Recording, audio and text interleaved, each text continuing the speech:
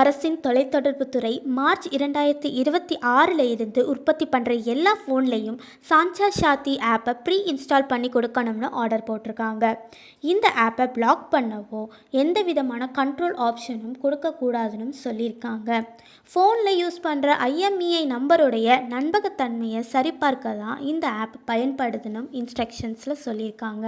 போலி ஃபோன் வாங்குறதுலேருந்து பாதுகாக்கவும் ஃபோன் மிஸ்யூசேஜை தவிர்க்கவும் தான் இந்த ஆப்பு கொண்டு வந்திருக்காங்க. இந்த ஆப்புக்கு எதிர்கட்சியினர்கள் எதிர்ப்பு தெரிவிச்சுட்டு வந்துட்டுருக்காங்க. இது கவர்மெண்ட்டுக்கு எதிரானது. இந்த கைட்லைனை எடுக்கணும். ப்ரைவேசின்றது கவர்மெண்ட்ல இருந்து கொடுக்குற அடிப்படை உரிமை. இந்த ஆப்போட கைட்லைன் அதை மீறுவதாகவும் காங்கிரஸ் கட்சி பொதுச் செயலாளர் KC வேணுகோபால் சொல்லியிருக்காங்க. சாஞ்சா ஷாதி ஒரு உளவு பார்க்குற ஆப்னு நாடாளுமன்ற உறுப்பினர் பிரியங்கா காந்தி ஒரு விமர்சனத்தை வச்சுருக்காங்க.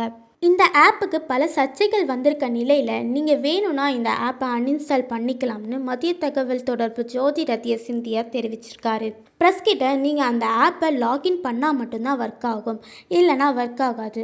உங்களுக்கு அந்த ஆப் யூஸ் பண்ண விருப்பம் இல்லைன்னா பண்ண வேண்டாம், டெலீட் பண்ணணும்னா டெலீட் பண்ணிக்கலாம் அப்படின்னு சொல்லியிருக்காரு.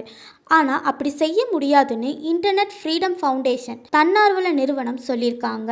இது தொடர்பாக அவங்களுடைய இன்ஸ்டாகிராம் பேஜில் அவங்க வெளியிட்ட இன்ஸ்ட்ரக்ஷனில் 7Bன்ற பேராகிராஃபில் இந்த ஆப் டிசேபிள் ஆர் ரெஸ்ட்ரிக்ட் பண்ண முடியாதுன்றது சொல்லியிருக்காங்க. சாஞ்சா ஷாதி 2023 ஒரு போர்ட்டலாக தொடங்கப்பட்டுச்சு.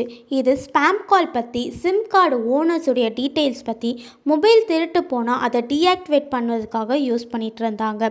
இதில் ஆப்பிள் நிறுவனம் இந்த ஆர்டருக்கு எதிர்ப்பு தெரிவிச்சிட்டு இருக்காங்க.